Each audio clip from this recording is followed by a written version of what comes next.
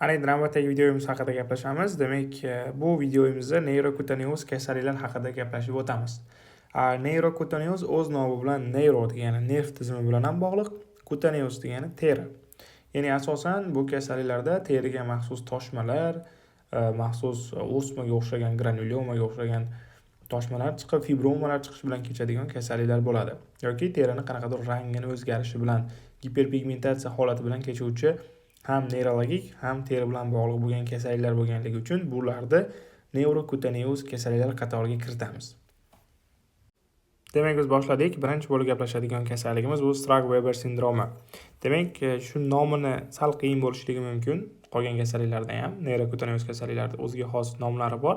Faqat buni bilib olishligimiz kerak va bir-biridan differensirovka qilib olishligimiz kerak. Bu oson.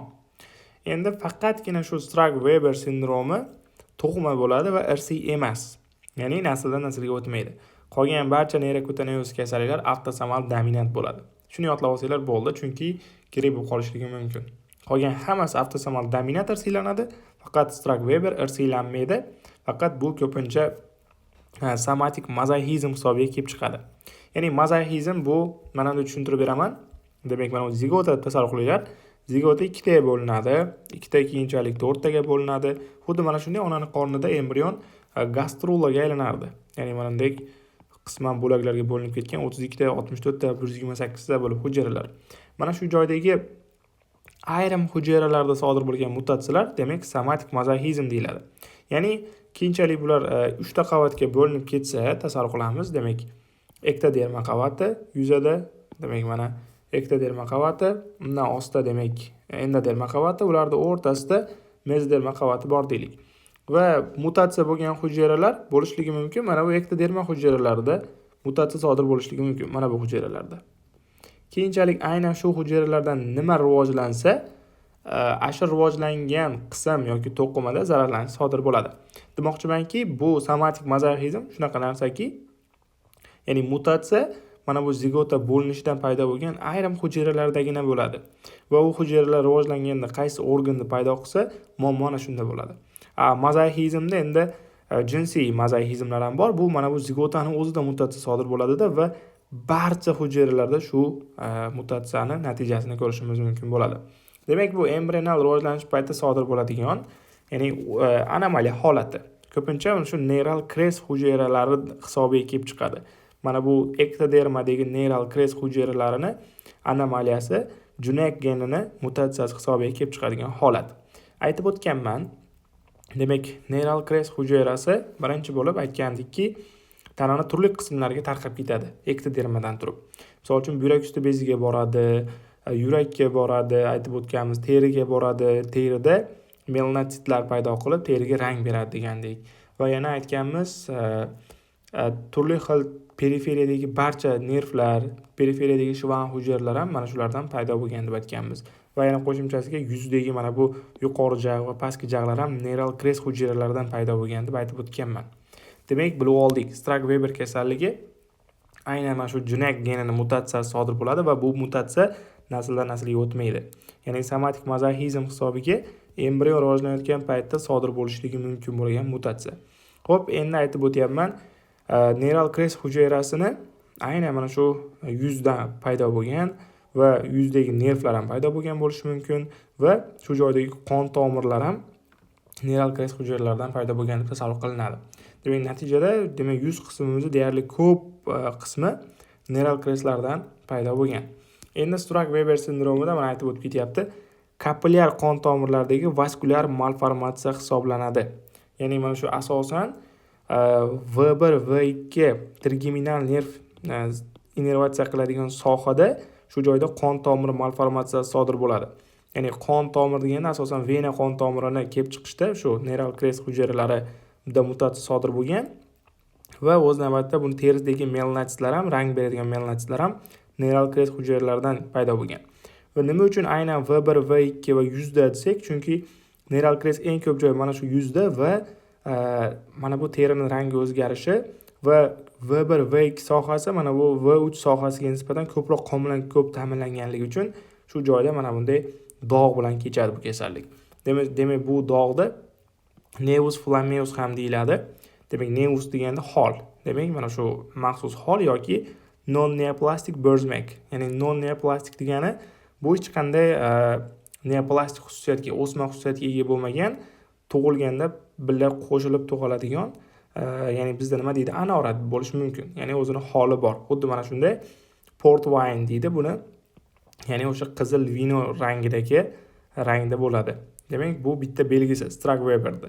Nima uchunligini aytdim. Ya'ni shu joyda qon bilan ko'p ta'minlangan va neural crest eng ko'p bo'lganligi uchun va ham neural crest teridagi mana bu melanotitlar ham neural crestdan paydo bo'lganligi uchun mana shu joyda ko'p bilinadi.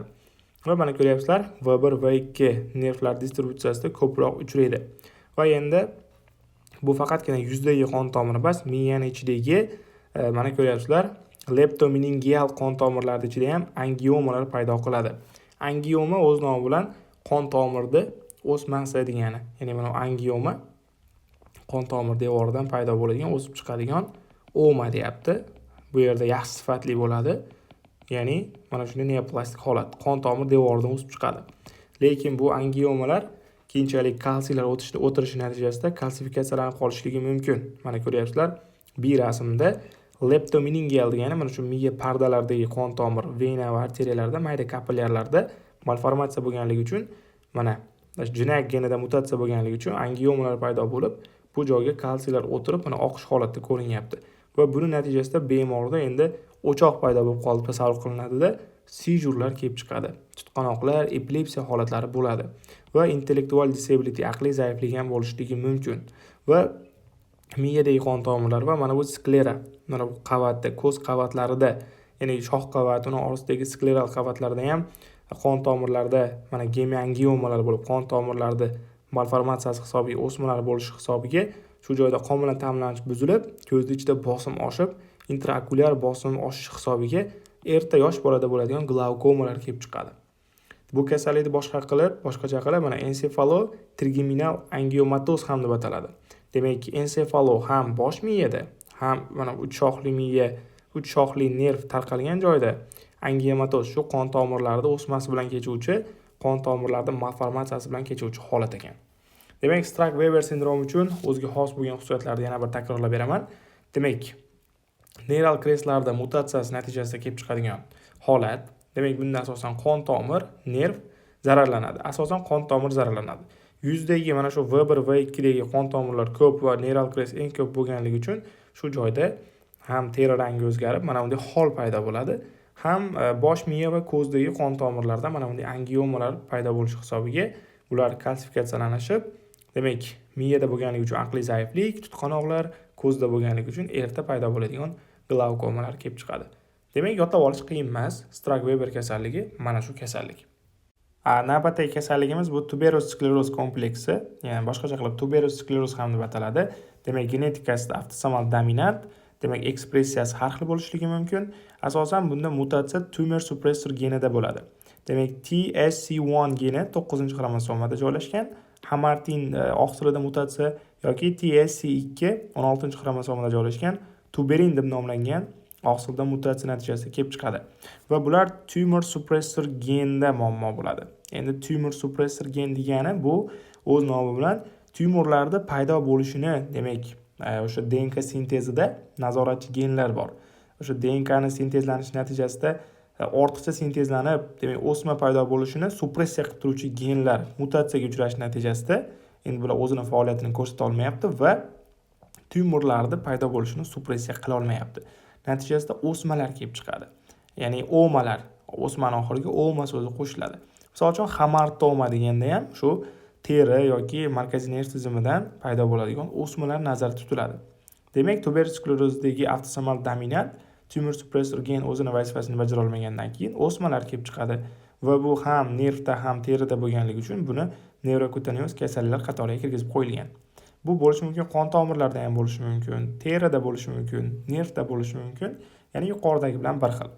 Demak, endi belgilarini ko'rib o'tamiz. Birinchi asosan yuzda angiofibromalar bo'ladi. Mana ko'ryapsizlar, mayda kapillyarlardan tashkil topgan o'smachalar. Ya'ni angiofibromalar, qon tomir devorining o'smalari mana yuzda ko'rib turibsizlar. Ya'ni mayda do'mboqchalar holatda chiqib turibdi. Va yana bo'lishi mumkin qon tomirlarida klapanlarida ham shunaqa o'smalar paydo bo'lib, strukturasi buzilishi natijasida mitral regurgitatsiya ham kelib chiqishligi mumkin. Bu narsalarda bu kasallikda holatiga qarab bilib ola olmaymiz, buni yodlab olish kerak. Va terida maxsus dog'lar paydo bo'lishni boshlaydi. Mana ko'ryapsizlar, Ashleaf dog'lari. Mana bunday oqimtir holatdagi dog'lar, Ashleaf dog'larini ko'rib turibsizlar. Yurakdagi muskullarda o'smalar kelib chiqishi mumkin. Kardiak rabdomiyoma holati va aqliy zaiflik. Chunki markaziy nerv tizimida ham o'smalar bor. Shuning hisobiga aqliy zaiflik va buyrakdagi angiomiyolipoma. Ya'ni angio degani qon tomir, miyolipoma degani muskullardagi o'smalar. Mana ko'ryapsizlar. Demak, bu namuna olingan buyrakdan shu angiomiyolipomadagi o'smalarning ko'payib ketgan holatda. Demak, mana bu rasmda yana ham chiroyli ko'rsatilgan. Demak, renal angiomiyolipoma o'z navbatida mana qon tomirlar va maxsus mana angiomio deyapti, o'z navbatida qon tomir ham mio degani shu joydagi muskul hujayralari, siliq tolali muskullardan tashkil topgan juda ham ko'payib ketgan qon tomir mana bu joyda ko'payib ketyapti va adipotsit to'qimalari mana bunday oppoq holatda ko'rinadi. Demak, namunada shunday ko'rinadi. Mana bu avtopsiyada ko'rganimizda, demak, mana ko'ryapsizlar, buyrak parenximasida mayda sistalari bor va katta massa bo'lib mana shu renal angiomiyolipoma hisoblanadi. Bu massada mana qon tomiri ham bo'ladi. Demak, sariq massa bo'ladi, bu yog' to'qimasi. Mana bu ko'rganlaring mikroskopdagi yog' to'qimasi katta qismini egallaydi. Va bu joyda qon tomiri ham bo'ladi, muskul ham bo'ladi. Shu narsa renal angiomiyolipoma. Buni kelib chiqishi o'sha tuberin hamartin deb nomlangan tumor suppressor oqsillari endi tumorlarni nazorat qila olmaganligi uchun to'qima hujayralarida massivni shunaqa o'smalar kelib chiqyapti. E'tibor bergan bo'lsanglar, ham buyrakda, ham yurakda, ham markaziy nerv tizimida, ham terida, qon tomirida barchasida birdaniga kelib chiqyapti. Va shuni hisobiga mana ko'ryapsizlar, seizurlar, tutqanoqlar bo'lishligi mumkin. Chunki bu odamda mana ko'ryapsizlar, subependimal giant cell astrocytoma, ya'ni biz bilardiki glial hujayralar, astrotsitlar. Ana shuni o'smasini kelib chiqish ehtimoligi bor. Shuni hisobiga seizurlar kelib chiqadi. Va teridagi yana bir dog'ni turi Sjogren patchlar deyiladi. Ya'ni bularning ham rasmini keyinchalik keyslarda ko'rsataman. Ya'ni mana bu Ashleaf spotga o'xshagan dog' bo'ladi o'ziga xos. Shunaqa o'smalar kelib chiqadi. Demak, tuberous skleroz qisqacha qilib aytganda, terida, ham nerv tizimida, ham qon tomirida, ham qolgan organlarda paydo bo'ladigan demak, o'sma kasalligi. Buni asosiy sababi avtosomal dominant tumor suppressor genlaridagi mutatsiya. Mana tuberous skleroz kompleksida ko'rib turibmiz, miyani MRT'sida mana bu massalarni ko'rib turibsizlar. Bu o'sha subependimal nodullar, ya'ni astrocytomalar hisoblanadi. Yuqorida ko'rdik, markaziy nerv tizimida ham o'smalar bo'ladi. Mana shu subependimal nodullar hisobiga bemorda seizurlar kelib chiqadi. Shuning uchun neyrokutaneoz kasallik bu. Mana ko'rishimiz mumkin, tuberous skleroz kompleksi patofiziologiyasi. Avtosomal dominant bo'ladi. Demak, TSC1 va SC2 da tumor suppressor genlarida mutatsiya, tuberin hamartin kompleksida mutatsiya bo'lganligi uchun, demak, hujayralarda proliferatsiyasi nazoratga olinmay qoladi. Ya'ni hujayralar xohlagancha ko'payaveradi. Noto'g'ri sintezlangan oqsillar ham ko'payaveradi, hujayra bo'linib ko'payaveradi. Shuning natijasida o'smalar kelib chiqadi. Demak, mana terida Ashleaf dog'lari yuqorida ko'rdik. Yuzda angiofibromalar, mayda-mayda dog'chalar yuqorida ko'rdik, ya'ni to'mboqchalar va Sjogren patchlari. Buni ham ko'rsataman. Neurologik, mana markaziy nerv tizimida hamartomalar, subependimal nodullar yuqorida rasmda ko'rsatdim. Shuni hisobiga seizure kelib chiqadi va bunda ham intellektual disabilitlar bo'lishligi mumkin. Yurakda rabdomiyoma, buyrakda bo'lsa angiomiyolipomalar. Demak, bularni yodlab olish oson emas. Oson. Mana shu jadvalga qarab turib bemalol bilib olishlaring mumkin. Faqat bu yerda qiyinchilik tug'dirgan joyi bir kasallikdan ikkinchi kasallikni ajratib olishligimiz kerak. Chunki simptomlar ko'payib ketadida bizga chalkashliklar sodir bo'lishligi mumkin.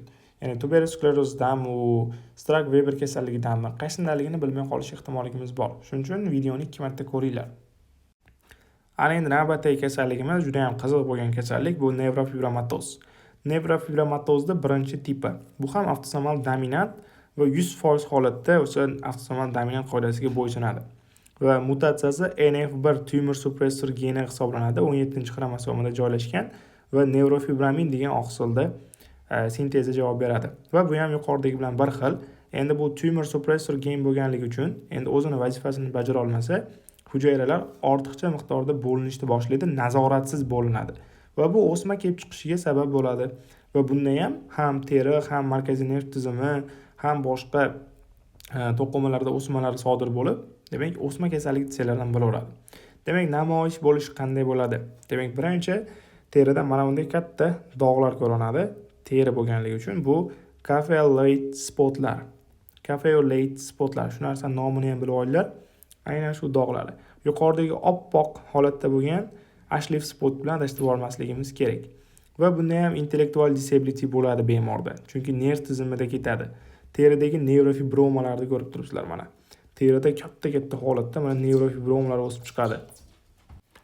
Buni sababi ham shu teridagi o'smalar regulyatsiya qilinmayapti.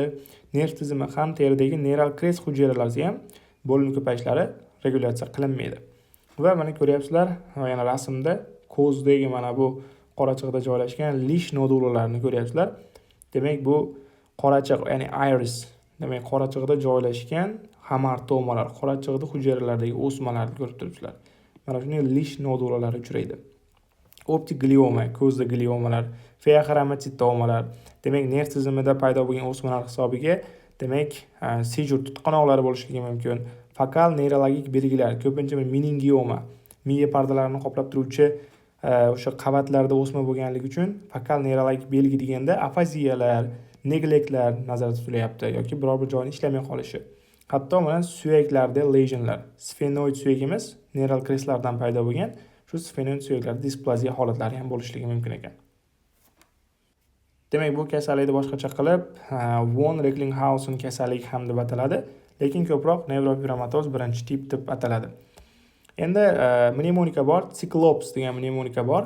Demak, C harfiga cafe-late spotlari, I ga intellektual disability, C ga yana cutaneous nevrofibromalar, lish nodulalari, optik gliomalar, demak feochromatitoma ham bo'ladi bunda. Ya'ni feochromatitoma bu buyrak usti bezida neural crest hujayralaridan paydo bo'lgan o'sha adrenalin, noradrenalin ishlab chiqaruvchi hujayralarda paydo bo'lgan o'sma. Bu ham o'sha nervdan kelib chiqqanligini dalolat beradi. Va seizure va fokal neurologik signlar. Demak, Cyclops degan mnemonika bilan yodlab olsak ham bo'ladi. Mana bu rasm orqali yana ham tushunib olishligimiz mumkin. Mana nevrofibromatoz birinchi tip. Demak, umumiy qilib aytganda bu ham turli xil tanadagi o'smalarda paydo bo'lishi bilan kechadigan jarayon. Demak, terida mana bunday dog'lar bo'lishi mumkin. Asosan bu yelkada, qo'ltiq ostilarida, shu badanda bo'ladi. Cafe-late makulalar yoki spotlari ham deyiladi. Mana bunday jigarrang shaklida. Skolioz holatlari bo'ladi, suyaklarda displaziya hisobiga va mana aksillar inguinal freckling holatlari ham bo'ladi. Ya'ni mayda-mayda, endi mana bu cafe-late'dan sal kichikroq bo'lgan, ya'ni sal terini bo'rtib chiqadigan holati, ya'ni mana shunday rasmda ko'rib turganlaringiz bo'ladi, frecklinglar. Undan keyin nevrofibromalar tanani turli qismlariga tashiydi. Va mana aksillar ham inguinal frecklinglar turibdi. Va pseudoartroz holatlari bo'ladi, suyaklarda qiyshaysh holatlari. Ko'zda ko'rsanglar optik glioma, mana bu ko'zdagi optik nervda paydo bo'lgan o'smalari va qorachiqdagi hamartomalar hisobiga mana lish nodulalari paydo bo'lganligini ko'rib turibsizlar. Demak, bu nevrofibromatoz type 1 dagi eng asosiy simptomlar. Navbatdagi kasalligimiz endi nevrofibromatozda ikkinchi tipi, avtosomal dominant. Bu demak NF2 tumor suppressor genida muammo bo'ladi va bu oqsil Merlin degan oqsil bo'ladi. Bunda ham o'smalar kelib chiqadi va buni asosan prezentatsiyasi juda ham oson. Kelib chiquvchi o'smalari ikki tomonlama vestibulyar shvannomalar, ya'ni o'sha vestibulokoxlear nervdagi shvan hujayrasining o'smalari va shuni hisobiga katarakta ham bo'lishligi mumkin, meningiomalar va ependimomalar. Boshqacha qilib aytganda, miyadagi glial hujayralarda o'smasi desalar ham adashmaysizlar. Ham shvannomada bo'lyapti, demak qavatlardagi meningiomalarda bo'lyapti va ependimal hujayralarda, ependimomalarda o'smalar bo'lyapti. Demak, buni mnemonikasida mana nevrofibromatoz 2 deyapti. Demak, ikkita ko'z va ikkita quloq zararlanadi deb mnemonika beryapti. Ya'ni biz odamimizda ham ikkita ko'zimiz bor, ikkita quloqimiz bor. Ko'zdagi katarakta va quloqdagi asosan vestibulyar shvannoma bu yerda muhim. Demak, mana MRTda ko'rib turibsizlar, akustik neyroma ham deyiladi yoki vestibulyar shvannoma. Hamma shvan hujayrasini o'smasi bo'lganligi uchun vestibulyar nervda bo'ladi, ko'proq vestibulyar shvannoma deyapti. Yoki akustik neyroma, ya'ni eshituv nervidagi neyroma.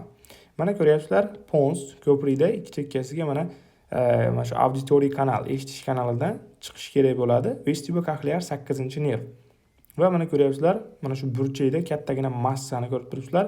Bu massa ham cerebellum pontini burchagida bo'ladi. Miyacha va ko'prikda, mana bu miyacha va mana bu ko'prik. Miyacha bilan ko'prikning orasidagi burchakda bo'lganligi uchun cerebellum pontini burchakdagi o'sma ham deb ataladi.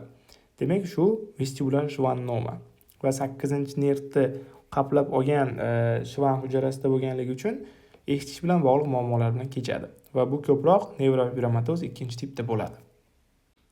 Demak, navbatdagi va oxirgi kasalligimiz bu von Hippel-Lindau kasalligi, o'ziga xos nomga ega.